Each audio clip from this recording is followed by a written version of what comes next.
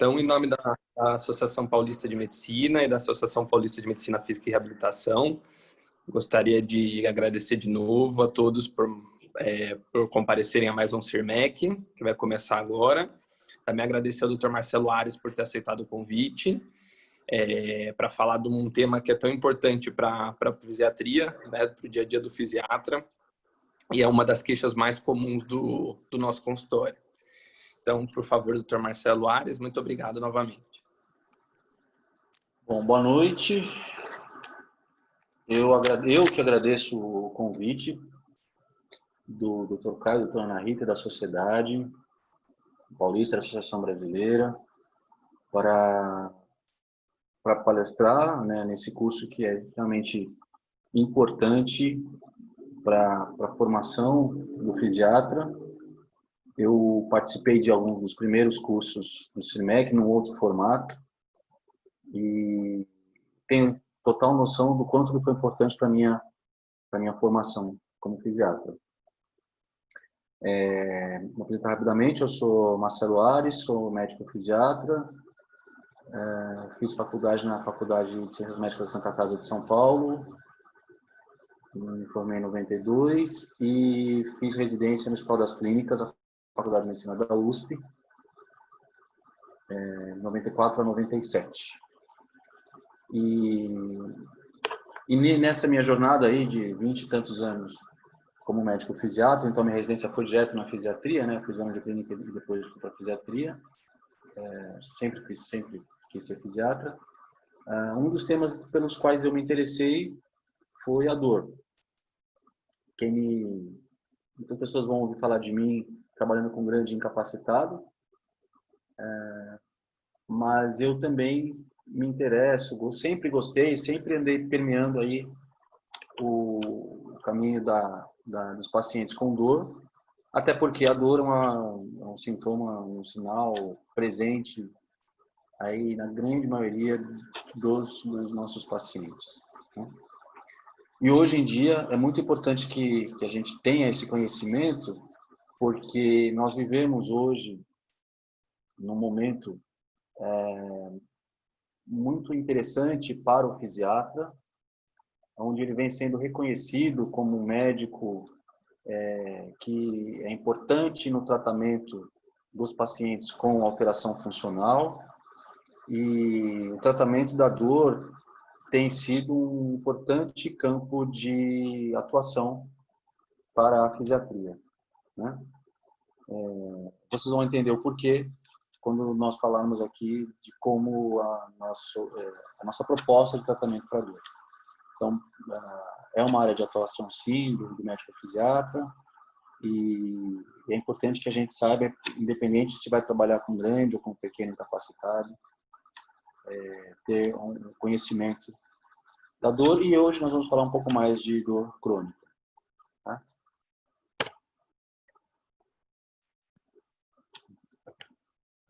A dor, como vocês sabem, existem várias definições para dor, essa aqui é a mais utilizada pela IASP, cada ano tem uma definição diferente, com publicações diferentes, mas essa aqui é que a gente usa mais comumente, né? E que ela é bem significativa, assim, ela é bem completa, na minha opinião.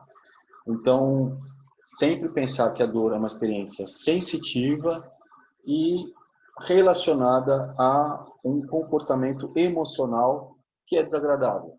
E daí a conotação desagradável da dor. E ela decorre, ou ela é descrita como se tendo uma lesão tecidual, nem sempre essa lesão tecidual existe de fato, mas ela é descrita pelo paciente como uma lesão tecidual real ou potencial. Então, aqui nós temos alguns conceitos que são importantes quando da prática clínica em relação à dor, tá? Então, que é uma experiência sensitiva, uma experiência subjetiva e é uma experiência emocional que é desagradável, tá? Então, daqui nós vamos evoluir para alguns conceitos. No início, alguns conceitos mais refinados em relação à dor, em relação a sistemas de estimulação de dor, sistemas supressores de dor, mas no meio da aula para frente nós vamos a conceitos mais práticos que nós vamos utilizar no nosso dia a dia. Tá? Então, aqui um resumo, na verdade, do caminho da dor, né? Tendo isso aqui em mente, tendo esse resumo em mente, eu já considero que a gente já possa raciocinar quanto às condutas para o tratamento da dor. Tá? Então, primeiro você tem o impulso doloroso, e esse impulso ele é recebido pelos nossos receptores, certo? Isso falando da dor nociceptiva, lógico, transformado em potencial de ação. Esse impulso, ele é conduzido aí por um local muito importante, quando nós vamos falar de dor, que é a coluna posterior da medula espinhal. Então, tenhamos em mente que esse é um local de processamento dos estímulos dolorosos. Tanto assim que muitos tratamentos neuroablativos, eles vão atuar na coluna posterior da medula espinhal. Chegando aí, na medula espinhal, esse impulso ele é modulado, ele é processado, né? Antes de chegar no sistema nervoso central, onde ele é interpretado, ele é percebido como dor. Então, o que nós vemos? Que esse impulso na medula, veja, se ele é processado de alguma forma. E a dor é extremamente importante, né? Nós temos que ter dor para nos proteger, para nos chamar a atenção, para nós sabermos que algo está errado com o nosso organismo. Mas, por exemplo, se nós temos uma lesão nessa região de processamento, se nós temos uma lesão na medula, se nós temos uma lesão encefálica, esse processamento ele vai ser alterado. Então, esse estímulo que vai chegar lá, mesmo que sejam estímulos que possam causar uma dor que nós chamamos de normal, de aceitável, eles vão causar uma dor exacerbada, porque esse processamento está alterado. Tá? Isso só para nós pensarmos aí na dor como uma patologia, como uma doença, que a dor passa a ser, ela é descrita como uma doença. Tá? Então, esse resuminho é interessante vocês olharem, lerem, porque ele é simples, ele é bem tranquilo, então você recebe o impulso vai para o corpo posterior da medula espinhal, na medula espinhal ele é processado e ele chega ao cérebro interpretado como dor. Tá? E daí, o que acontece? Qualquer alteração em um desses locais vai causar uma dor exacerbada, uma dor diferente, que nem sempre é uma dor, é uma sensação diferente, mas como ela tem, como nós falamos lá atrás, um estigma negativo, ela vai ser interpretada como dor. Né? Então, ela é sempre uma experiência, como nós falamos, subjetiva. E vocês vejam que ela, aqui é um pouquinho mais elaborada aquele quadro que nós mostramos anteriormente, onde nós temos a recepção, né, do estímulo doloroso, ou o estímulo doloroso sendo realizado, ele vai pelas fibras A, beta e a delta, beta e C, vai para o cono posterior da medula, cruza, vai pelas vias ascendentes e chega no cérebro em algumas regiões onde esses receptores são mais presentes. Quais são? Núcleo talâmico, intralaminar, o núcleo ventrocostero-lateral, e chega até o córtex somatosensório. Então, veja, são esses caminhos. Você vê que nós falamos aqui de algumas estruturas que elas são importantes no processamento da dor. Ora, se elas são importantes, elas vão ser importantes tanto para o seu tratamento, como também para fazermos o diagnóstico e a patofisiologia da dor. Né? Então, passando pelo cono posterior da medula, chegando ao núcleo talâmico, chegando ao núcleo talâmico intralaminar. Então, essa região, por exemplo, a região do tálamo, ela é uma região importantíssima. Ela é uma região de recepção de dor, uma região de processamento de dor. Então, se eu tenho um AVC talâmico, se eu tenho uma lesão isquêmica, ou uma lesão hemorrágica, ou uma lesão tumoral nessa região, eu posso ter aquilo que nós chamamos de dor talâmica, né? Que é uma sensação desagradável, que é um dos capítulos no tratamento da dor, que pode ser uma dor crônica. Então, aqui é um desenho com locais e estruturas que são importantes, que sempre vão permear quando nós estudamos e falamos dos quadros de dor. Tá? Sistema límbico, por quê? Porque o sistema límbico, que ele está muito próximo aí, né, do talâmico, porque ele é um sistema que ele se relaciona às emoções, certo?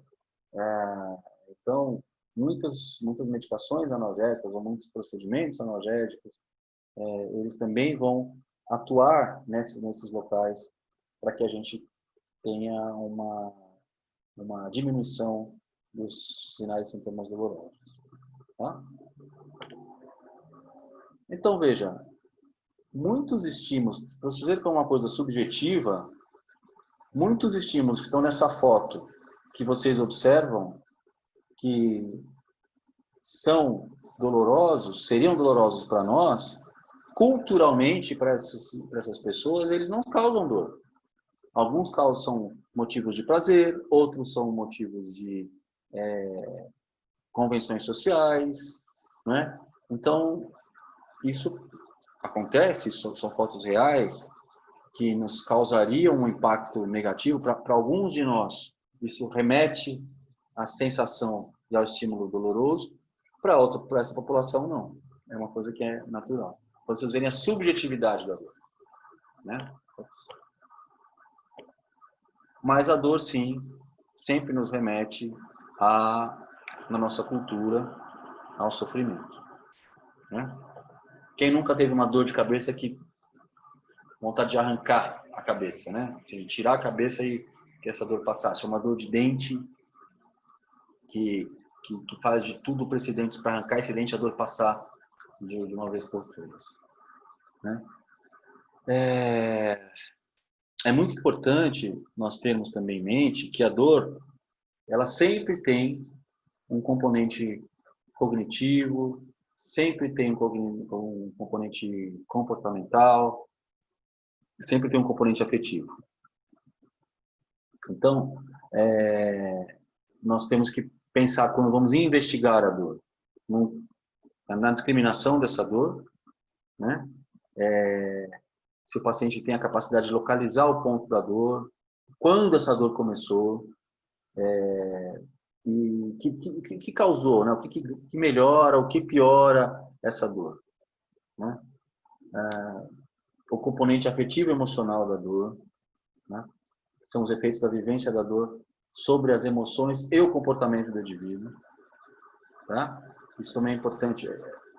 Na prática, quando você está trabalhando com um paciente que chega para você com uma queixa de dor, durante a consulta, vocês vão ver que você já tem isso na tua cabeça. Você já vai, quando você tem a experiência, você já sabe, essa dor está mais pro afetivo e emocional. Ou não, essa dor aqui tem um componente nociceptivo importante. Ou não, essa dor já é uma dor crônica que eu preciso tratar por esse caminho, por essa linha de cuidado. Tá? E sempre tem um comportamento cognitivo, uma alteração cognitiva que pode acontecer junto. Tá? E muitas vezes até influenciado por questões culturais, por questões religiosas, por questões sociais. Então, a dor tem um sentido de punição, a dor tem um sentido de uma doença que vai colocar a vida em risco. Né?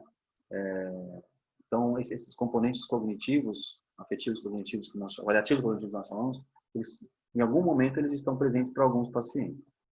Tá certo?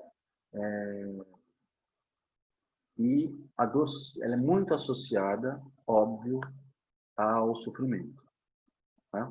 Só que esse sofrimento, ele tem diferentes interpretações para determinados indivíduos. E cada um de nós tem as suas estratégias de enfrentamento de situações difíceis. E não é diferente com dor. Né? Então, tem pessoas que sim, tem a dor, vamos lá, vamos buscar o tratamento e vamos tratar. Tem pessoas que não querem se tratar da dor. Se você tira a dor dela, você tira um motivo de vida, por exemplo. Tem pessoas que usam a dor como uma forma de obter ganhos secundários, de obter atenção, de obter cuidados da família, de obter ganhos financeiros. Né? É um universo muito, muito grande. E cabe a nós, com a nossa avaliação completa, que fazemos como fisiatras, diagnosticar e determinar esse sentido avaliativo cognitivo que a dor tem. Tá? Nós temos no nosso organismo alguns sistemas que são analgésicos. Então, a dor ela vem, o estímulo ele vem. Só que alguns setores do nosso organismo, do nosso corpo, do nosso cérebro, começam a liberar substâncias que combatem. Então, são os famosos sistemas supressores de dor, né? Que querem, a intenção deles é na defesa do organismo, faz com que esse mecanismo de defesa, ele que ele quer, que é uma analgesia, que é você tem um estímulo doloroso, normalmente é doloroso, mas você tem ausência de dor. Tá? É isso que ele busca. Nem sempre consegue, né? Até porque não é bom você ter uma analgesia total quando você tem um estímulo doloroso. Mas é isso que esses sistemas buscam. Então, nós temos as endorfinas, né, que são os opioides endógenos, que são muito importantes. Temos os opiáceos endógenos também, que se ligam aos receptores das endorfinas. E algumas áreas que proporcionam essa analgesia intrínseca. A endorfina é uma coisa muito comumente utilizada, um termo muito comumente usado. Você faz esporte, você produz endorfina. Tudo. Nós temos inúmeras provas de que isso realmente acontece. Né? Eu nunca me esqueço, eu sou amante e praticante de um esporte que é o voleibol. E num campeonato, não me lembro qual, um atleta que é o Carlão, que hoje é comentarista do Sport TV, de vôlei, fraturou o tornozelo, se não me engano, ou a tíbia, não sei, num jogo, e foi no jogo até o final. Porque ele estava com a endorfina lá em cima. Né? Então, isso realmente é real. Outro exemplo de produção de endorfina que causa alívio, é uma excelente forma de tratamento. Fibromialgia. O que nós sugerimos no tratamento do paciente com fibromialgia? Atividade aeróbica. Por quê? Porque vai produzir endorfina. E isso realmente funciona. Junto com medicação, junto com psicoterapia, né, junto com o conhecimento da doença. Mas a endorfina faz parte do tratamento. Tá? Os opiáceos e os locais. Substância cinzenta, loccerúleos, o bulbo, que libera serotonina, né? Então, são locais que vão liberar substâncias que vocês vão ler muito nos trabalhos que falam sobre dor. Então, endorfina, substância P, serotonina, todas elas utilizadas no tratamento da dor. Tá?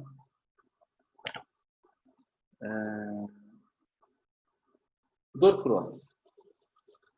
Como é que nós temos a dor crônica? Então, que é o nosso motivo da aula.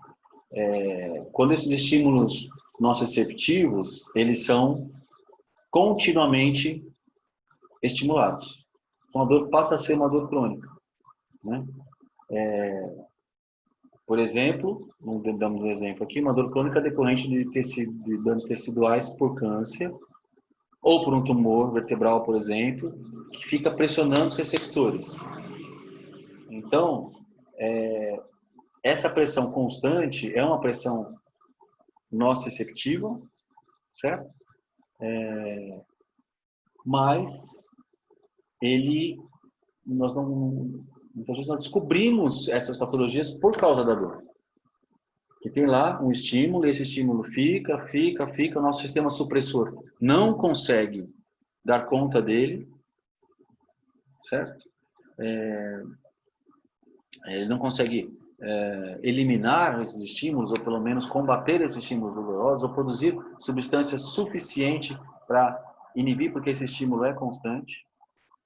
Então, nós temos aí uma dor nociceptiva que vai se tornar crônica. Né? Outra forma é a sensibilização periférica, por exemplo, estímulos que são intensos e prolongados, que eles vão liberar substâncias que, se eles são periféricos e prolongados, eles vão liberar substâncias responsáveis pelo sistema de inflamação. A persistência desse estímulo, que causam alterações no sistema nervoso central.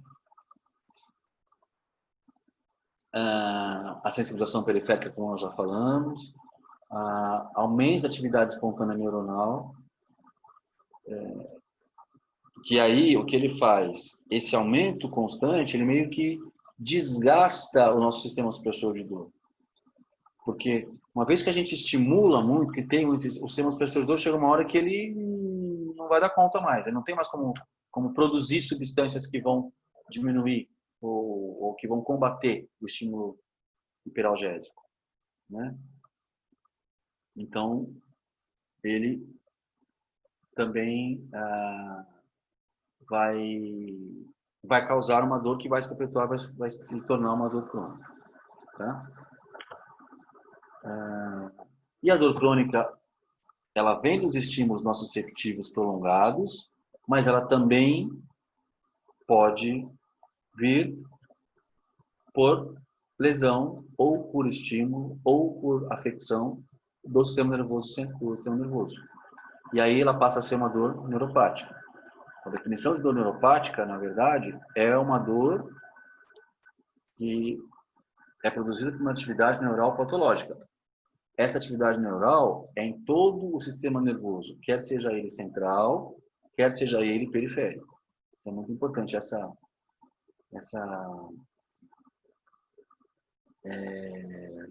esse conceito.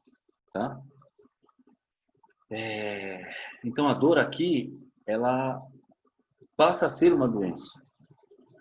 Né? E é uma doença grave, uma doença importante, que ela foge um pouco desse clássico que é o estímulo nociceptivo causando a dor. Ela tem um outro componente, né? Tem uma atividade neural que ela já chega lá na região encefálica, como nós vimos aquele caminho, e ela causa alterações, inclusive moleculares e biológicas na estrutura do cérebro. Tá? E nisso, o que nós temos? Nesses locais que eles recebem estímulos constantes, então uma dor musculoesquelética, uma lombalgia que virou crônica, por exemplo, o sistema está tão estimulado que mesmo no início, sim, no início você tem uma contratura, você tem uma dor, isso é uma dor aguda.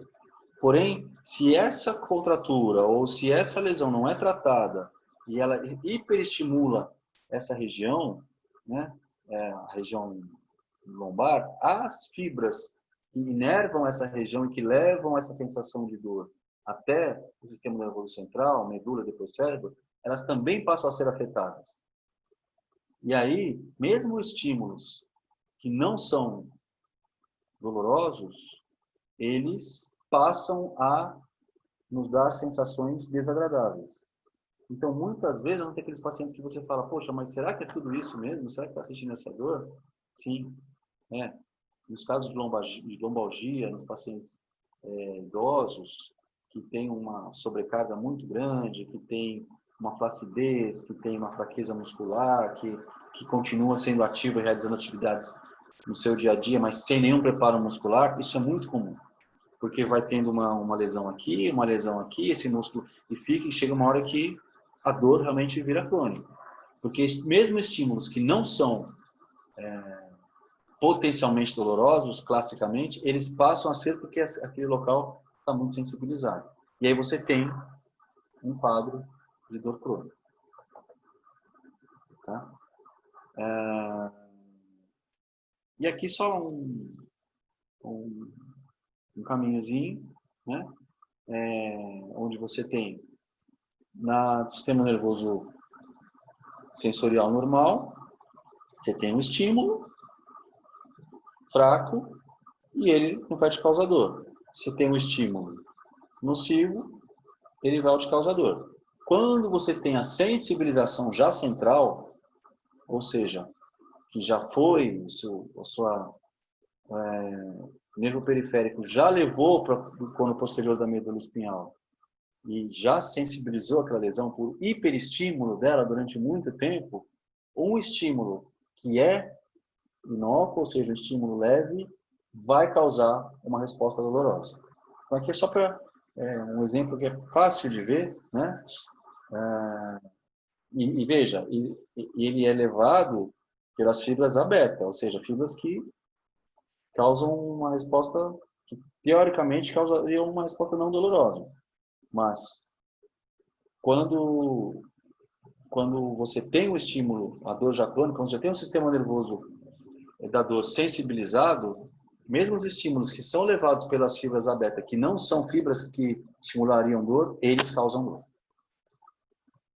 Certo? Então, aí, nós podemos falar sobre a dor crônica.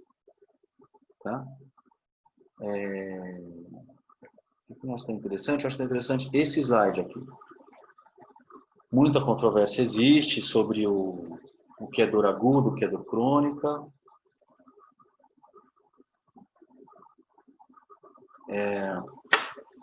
A dor aguda, então, nós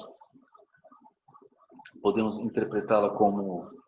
Isso é uma interpretação, uma das interpretações, tá? Quando falamos de tempo. Então, até 3 meses, ela inicia subitamente, né? Então a gente tem um início súbito, a gente tem a grande maioria das vezes tem uma causa para ela, algumas vezes não. Nós temos que ir atrás do diagnóstico. E ela é um sintoma. Até prova contrária, ela é um sintoma de alguma coisa que está errada. Enquanto que a dor crônica já ultrapassou esse tempo. Uma pausa, um outro conceito interessante que existe em relação à temporalidade da dor, para se falar entre dor aguda e dor crônica, é que a dor aguda é aquela que você tem a dor, você institui um tratamento que é o preconizado para aquela dor e que se consegue um resultado de acordo com o tempo instituído. Ou seja, você dá um anti-inflamatório por 5 a 7 dias e aí essa dor vai passar porque o remédio fez efeito. Agora, se no tempo instituído pelo tratamento que você fez, essa dor não passa e ela se acentua, aí ela já passa a ser uma dor crônica. Isso é uma outra interpretação da temporalidade da dor. Tá? Mas vamos voltar aqui. Então, a dor aguda, né? Ela causa uma irritação, causa ansiedade, você não sabe o diagnóstico, ela te irrita porque ela é muito forte, ela nos alerta, porque se ela existe, ela tem alguma coisa aí que está errada, eu tenho que descobrir o que está errado. Ela pode estar alterada por alterações neurovegetativas, sim, né? Dependendo da percepção de cada um, da reação de cada um aos estímulos dolorosos, e ela pode aumentar a frequência cardiorrespiratória. Tá? A dor crônica, nós já vemos por outra forma, ela já tem alterações fisiológicas, comportamentais e cognitivas mais impactantes. Então, ela já cursa com alterações fisiológicas, sim, porque lembra, ela já afetou o sistema nervoso periférico, ela já afetou o corpo posterior, ela já afetou o cérebro de forma evidente, ela já passou por todo aquele caminho. Essas alterações, essas estruturas estão afetadas, estão lesadas e, consequentemente, nós teremos alterações fisiológicas dessa alteração. Ela não tem um sinal de alerta, ela tem um sinal de que alguma coisa está errada, né? Muitas vezes você já descobriu qual é a causa, já descobriu qual que é o fator que desencadeou. Então tem uma sensação de defesa, uma função de defesa. Só que, por ser um efeito negativo, ela vai já causar alterações comportamentais. Então muitas vezes ela é associada à depressão, associada a afastamento social, associada à sonolência, associada ou a distúrbio do sono, e associada à incapacidade. Então, nós temos essas características vinculadas ao paciente com dor crônica.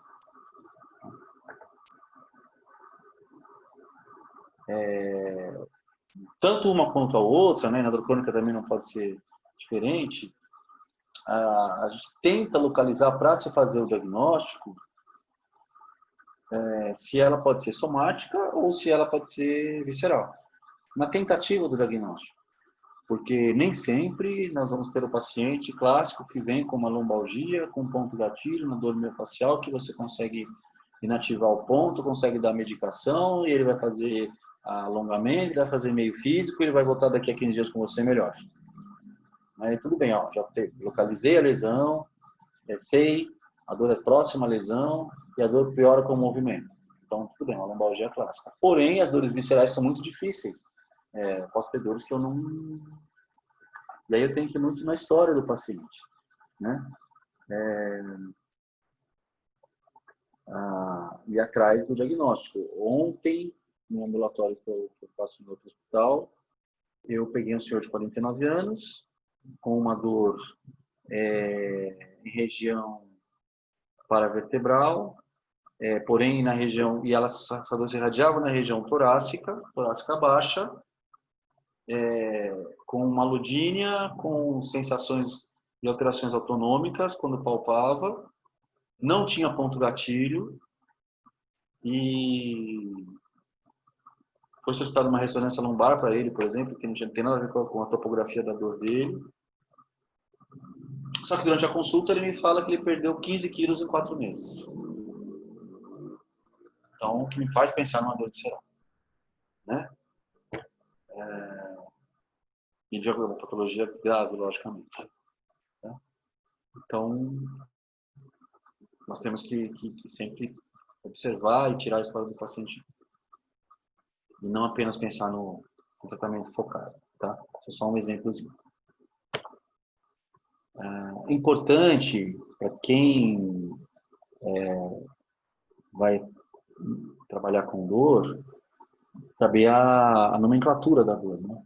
Então, alguns termos são importantes de sabermos, que fazem parte do nosso dia a dia, fazem parte que nós vamos apresentar um caso, fazem parte da nossa diferenciação do diagnóstico. Então, a dor referida, que é a dor distante da área da lesão. O IAM é um caso clássico. A neuralgia, que é uma dor na distribuição do nervo, né? E ela pode vir associada à expulsão do nervo ou não, mas clássico neuralgia do trigêmeo, né? No trajeto do nervo. A hiperalgesia, que é uma resposta aumentada a um estímulo que sim é doloroso, tá? A hiperpatia, que é uma síndrome dolorosa que é um aumento gradativo da resposta, da reação ao estímulo, principalmente se ele for repetitivo. A aludínia, que é uma dor decorrente de estímulos que normalmente não causam dor. A neurite, que é o que? Uma inflamação no nervo, né? A parestesia, então, que é uma sensação normal, espontânea, evocada, que nem sempre é desagradável. E a desestesia, que é uma sensação anormal, mas que é desagradável. Então, dentro de todos esses termos, são termos que nós utilizamos mais no nosso dia a dia. Nós podemos utilizar no nosso dia a dia. Tá? Quando formos apresentar um caso, quando formos descrever um caso. Porque é muito importante essa nomenclatura em dor, porque a partir dela, muitas vezes, eu chego numa hipótese diagnóstica. Tá? Eu chego se é uma dor que segue um trajeto, se é uma dor que não, se eu tenho uma aludínia local, se é uma dor que é acompanhada de distúrbios autonômicos, né? Se eu tenho uma desestesia, que é uma dor incaracterística, tudo isso nos tria e nos leva. Então é importante nós, quando formos ler e estudar a dor, termos familiaridade com essa nomenclatura. Tá? E o tratamento? Agora vamos partir para uma outra fase um pouco mais prática, no tratamento da dor. Já é clássico falar que a dor tem que ter um tratamento multiprofissional, multidisciplinar, interdisciplinar, multimodal. Isso é importante? Isso é importante. Porque vocês viram que até agora eu falei de várias características dos pacientes que os pacientes podem apresentar tem dor. Né? Tanto o local da dor, quanto à alteração do sistema nervoso central, como alteração emocional, como alteração cognitiva, como alteração comportamental. Quando nós somos tratados, nós temos que atuar em todos esses âmbitos, tá? Para que nós possamos obter um resultado satisfatório, tá? Então, temos que atuar na nossa acepção, né? Que leva a dor. Essa dor leva a um sofrimento. Esse sofrimento leva a um comportamento doloroso. E nós temos aqui em quais áreas que nós vamos atuar para o tratamento da dor. Tá? Pensar nesse quadrinho, pensar nesses 4 componentes. E nós vamos procurar atuar nesses 4 componentes. De diferentes formas. Tem pessoas que precisam mais de um do que de outro. Né? Tem pessoas que já sabem, é o quadro nociceptivo, é uma dor, você dá um anti-inflamatório, você faz o agulhamento, melhora, está ótimo. Mas não, tem outras pessoas que têm um comportamento doloroso, que é muito mais complicado e difícil. Tá? Então, aqui é para nos criar, quanto ao diagnóstico, sabermos dessas alterações e, a partir daí, instituir os tratamentos com as melhores práticas. Na nossa nocicepção, na dor nociceptiva, nós podemos fazer procedimentos, agentes tópicos,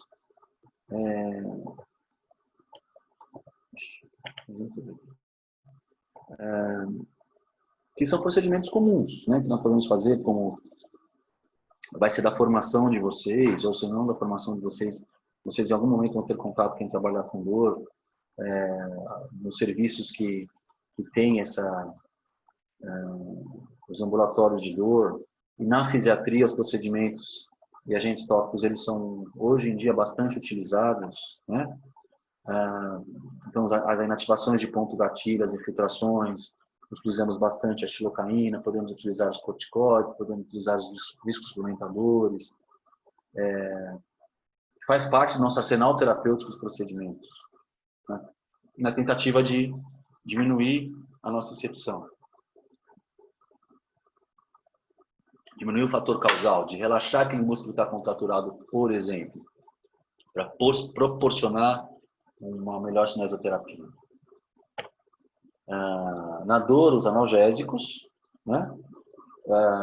Das mais variados típicos, desde os analgésicos comuns, até os opioides fracos, até os opioides fortes, até os duais que nós podemos usar, né?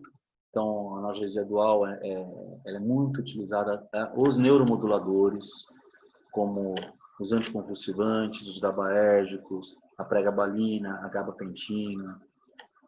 Eu sempre gosto muito também de lembrar, nesse arsenal terapêutico de medicação, dos antidepressivos, dos antidepressivos tricíclicos, sempre que possível, pensando nos seus efeitos colaterais, né? Como a dor é uma sensação muito comum, e ela abrange pacientes de diversas possibilidades comportamentais, diversas possibilidades sociais e também financeiras, nós temos que pensar também, e ela tem que ser aliviada, tem que pensar em custo, né? Então, por isso que eu uso sempre como arsenal as medicações mais baratas. Então, uma medicação que, por experiência própria, é muito interessante no tratamento da dor é a dipirona. Eu tive uma época uma dor de dente por fratura que só parou com dipirona. Então, eu utilizo bastante a dipirona na minha prática. Até porque muitos pacientes com dor crônica, idosos, ou nem hoje, nem tão idosos, hoje em dia as doenças cardiovasculares são muito comuns, tomam diferentes medicações. Você tem que pensar em polimedicina, né? E não podem usar anti-inflamatório. E não podem usar corticoide, que é sim, por exemplo, uma excelente medicação para dor. Quem não gosta de fazer uma cascata de corticoide para tratamento da dor? Sim, quando indicado, sim, vai sair da dor aguda, vai. Mas tem que pensar nos seus efeitos colaterais, né? Nos pacientes diabéticos, nos pacientes hipertensos, nos pacientes que têm alterações gastrointestinais. Então, é uma equação, né? É um quebra-cabeças, mas nós temos que estar cientes de todas as medicações analgésicas que nós temos ao nosso arsenal. Hoje em dia, utilizamos bastante os antidepressivos tricíclicos, a dipirona, o tramadol, o paracetamol também, né? A codeína como opioide fraco, associado ao paracetamol ou não. Utilizamos os antidepressivos duais, não só os tricíclicos, mas também os duais, para aquele que pode adquirir. Então, na nossa prática, os mais utilizados são a duloxetina e a venlafaxina, com bons resultados em alguns pacientes. E sempre iniciar com doses pequenas e para se modular os efeitos colaterais, porque essas medicações todas têm efeitos colaterais, tá? E aumentando a dose até aquela dose ótima para o paciente. Não esquecermos também, menção honrosa, aos relaxantes musculares, né, o carisoprodol, e hoje em dia muito utilizada a ciclobenzaprina. Tá? E aí tem é uma excelente medicação, mas que tem o seu efeito colateral sonolência. E aí tem as experiências pessoais. Muitas pessoas usam baclofeno, muitas pessoas usam carbamazepina para dor, que já foram citadas em estudos, mas que nem sempre tem um efeito satisfatório. Hoje em dia, nós temos aí uma discussão grande sobre a utilização dos derivados morfínicos, né, dos opioides fortes. Temos tido uma boa experiência com a utilização da buprenorfina como adesivo, principalmente naqueles pacientes que tomam muitas medicações e que não podem tomar outras medicações via oral. Então, é um derivado morfínico de liberação lenta. E por ser de liberação lenta, ele tem poucos efeitos colaterais. Então, nós temos utilizado mais frequentemente do que utilizávamos antes. Não é a primeira escolha, mas tem um bom resultado, sim, hoje em dia. Né? Entre outros, né? E não esquecer do tratamento comportamental, tratamento cognitivo, não esquecer da cinesioterapia, não esquecer das terapias físicas, não esquecer do exercício, não esquecer da atividade física, que é tão importante para a dor aguda quanto para a dor crônica. Tá? Nós quebramos os padrões, quebramos o círculo vicioso, produzimos endorfina, damos movimento a um corpo que estava muito tempo parado. E não termos pudor ou vergonha ou desconhecimento em encaminharmos o paciente para terapias de suporte emocional. A dor crônica é uma doença. Então, muitas vezes o paciente precisa entender essa dor, o porquê que ele está tendo a dor, o que essa dor está representando para ele. Nós não podemos esquecer de orientarmos e prescrevermos esse tipo de tratamento. O tratamento clássico para fibromialgia, por exemplo, que também é um exemplo clássico de dor crônica. Atividade física aeróbica, medicação e tratamento comportamental. Isso é clássico, tá? Nós precisamos ter no nosso arsenal. E aí, dando uma resumidona, a dor, ele tem todos esses componentes, tá? Tem o componente espiritual, tem o componente emocional, tem o componente social e tem o componente físico, tá? Nós temos todos esses componentes, ou todos esses domínios que o nosso organismo com dor crônica, ele em algum momento vai ter, tá? Então, dependência na parte física, né? A dor neuropática vai causar um mal-estar, vai causar uma dependência. Na parte emocional, o paciente vai estar com raiva, ansioso ou triste. A dor, quando ela é crônica, ela vai causar sentimentos de desesperança, sentimentos de desconhecimento, porque não tem o diagnóstico. E nós, fisiatras, absorvemos muito isso. Muito isso. Tá?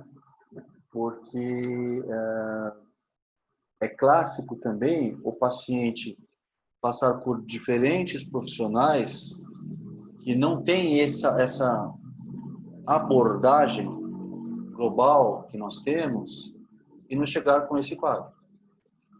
Aí a gente fala, poxa, mas ó, o fisiatra sempre recebe, sim, recebe, ainda bem que recebemos e ainda bem que temos estratégias para tratar esse doente. Tá? Então, se ele causa tudo isso que nós estamos vendo aqui, é em todas essas ações que nós vamos, em todos esses âmbitos que nós vamos atuar. Tá? Bom, então veja, esse tratamento multimodal é muito legal falar, né? Porém, vejam, cerca de 40% dos pacientes não seguem o tratamento. Né? O ambulatório, o paciente pode procurar o ambulatório, pode procurar o PS, pode procurar o hospital.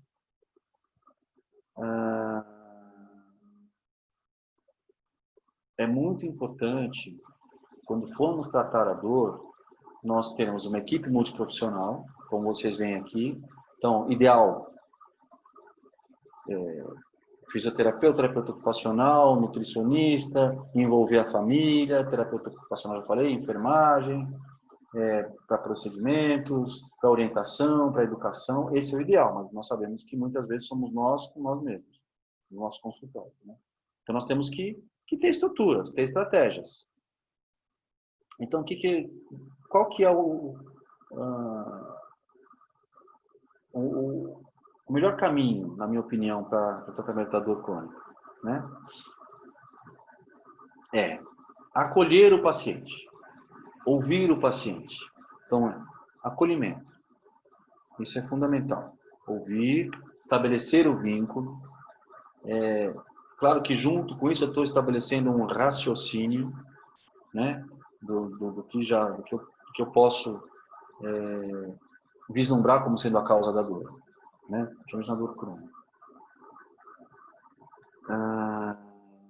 Depois de estabelecido esse vínculo, essa empatia, para qualquer procedimento na fisiatria, e na dor não diferente disso, o diagnóstico. Tentarmos estabelecer o diagnóstico. Da onde vem essa dor? Né? É nociceptiva, é visceral, da onde ela vem? Então, essa é a segunda coisa. A partir daí, nós vamos planejar e colocar esse paciente na melhor linha de cuidado para ele. Né? Estabelecer metas que são atingíveis. Tá? Não adianta falar, olha, se vai ter mais remédios, vai ficar ótima. Você não melhorou, quer dizer que você não tomou o remédio direito, ou você não fez o que eu mandei. Não, você tem que conhecer o paciente, tem que conhecer a realidade do paciente. Se ele vai cumprir aquilo que você propôs a ele. Né? Tem que ter essa negociação. O paciente ele tem que participar do nosso tratamento. Então, veja, esse vínculo, esse compromisso, se nós não tivermos aderência deles, nós ficamos muito distantes. Olha, você faz o que eu mando. Se você não fez o que eu mandei, está errado, não vai dar certo. Absolutamente não vai dar certo. Tá? Então, tenham isso como... Se vocês tiverem isso, tirarem isso dessa aula, porque tudo isso que eu falei até agora, você vê no livro. Tá? Você vê aulas muito mais elaboradas, você vai com o Dr. Manuel Jacobsen, por exemplo, ele te dá um show, né? Que foi o nosso mestre do tratamento da dor. Né? Mas, se vocês tivessem como meta, como norte, como dogma, o tratamento da dor, o acolhimento, o vínculo com o paciente, o diagnóstico, que é fundamental, e o plano terapêutico, escolher o melhor plano terapêutico, que pode ser medicação, que pode ser medicação e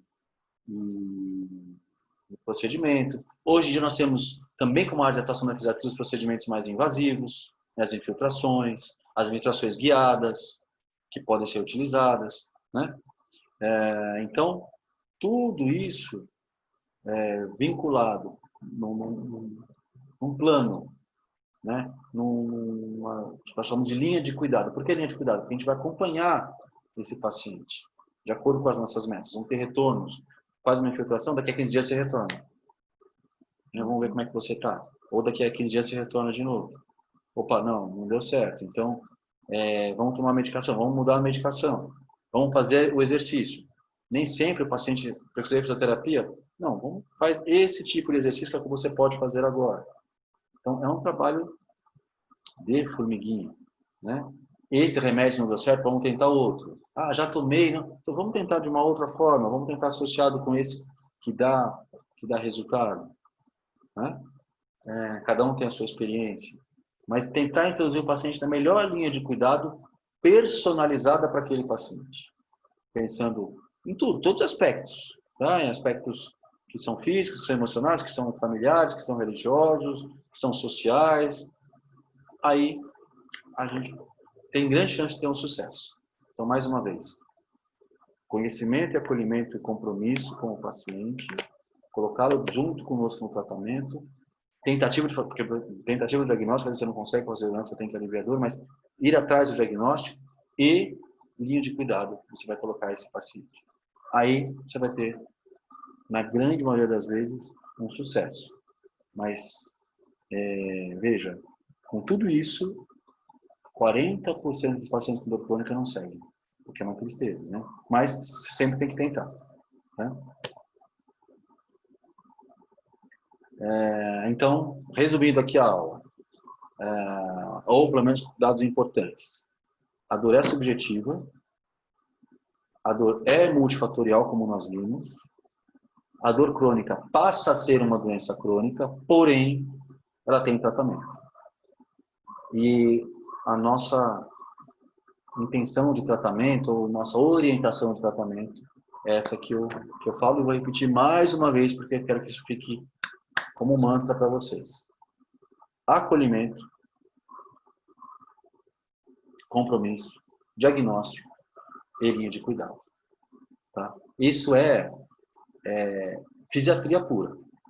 Se vocês fizerem isso na fisiatria, no seu dia a dia como fisiatras, quando vão trabalhar com pacientes, em qualquer situação, vocês obterão sucesso. Isso nos diferencia como profissionais da área da saúde.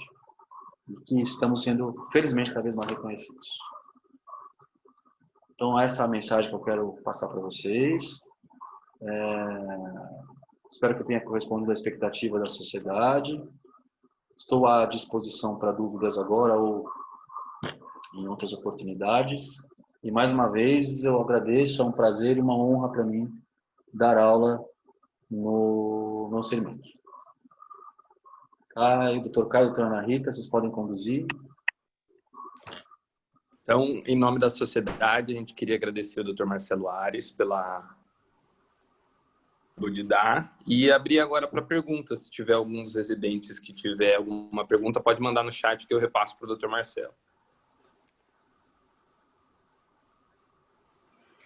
Enquanto a gente aguarda aí as perguntas, queria agradecer também, viu, doutor, a sua participação aí com a gente. Doutor Marcelo, como sempre, uma aula extremamente didática e uma pessoa muito elegante também, né? Né? Eu acho isso é muito importante. Acho que isso no racional, quando a gente está aprendendo, também é muito necessário, né? Ter esse cuidado com o paciente, esse respeito, ainda mais para um tema que merece bastante. E lembrar, doutor Marcelo Ares, né, ele falou aí um pouco da história dele, diversos residentes que hoje estão em cargos que passaram, né, pela CD, passaram pelas mãos dele aí, nos diversos serviços, e muitos estão em cargos de chefia hoje, importante dizer, muitos passaram pelas suas mãos, e De velho, né, Ana Rita? o doutor é da Associação Brasileira, né, é o vice-presidente regional, também nosso chefe na CD, então, muito obrigada pela sua participação. Imagina, eu que agradeço. E eu gosto desse momento, assim, desse contato. Eu acho que é uma oportunidade de troca, de aprendizado. Eu passei, lógico, um pouco do meu estudo e da minha experiência, né?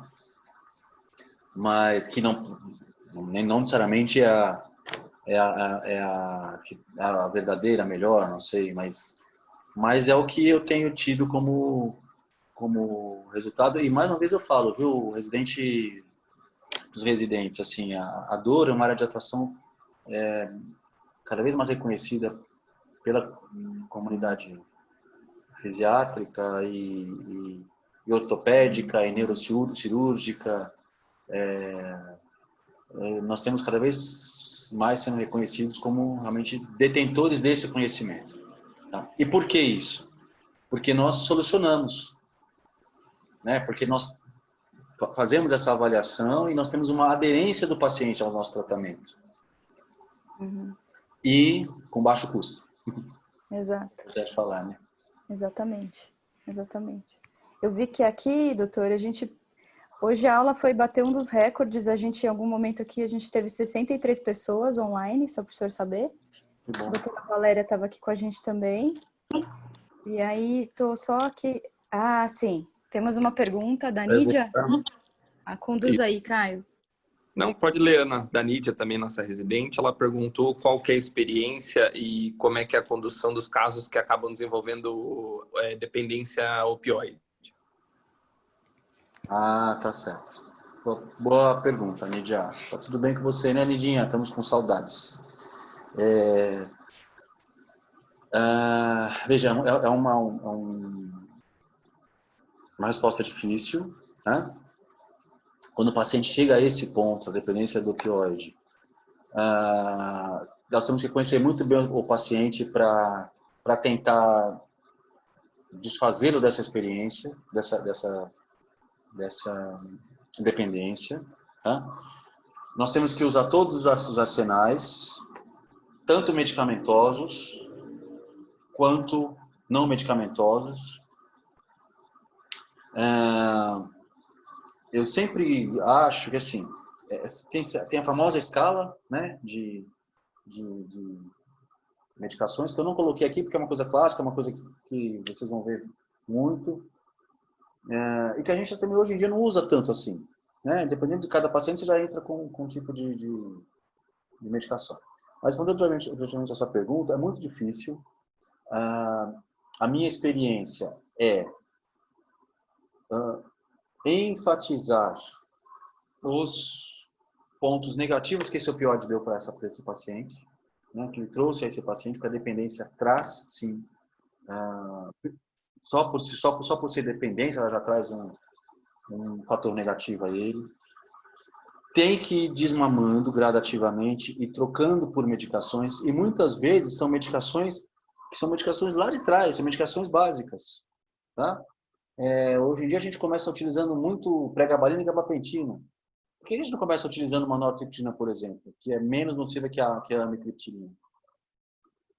Então, trocando por medicações com muita conversa, com muita psicoterapia também, em alguns casos com acompanhamento psiquiátrico, porque precisa de outras medicações ou de outras estratégias para se desmamar da dependência do opioide. Tá? Muitas vezes não se consegue, né? Mas a gente sempre tem que tirar, mas dar um suporte. Esse suporte tem que ser medicamentoso, tem que ser emocional, tá?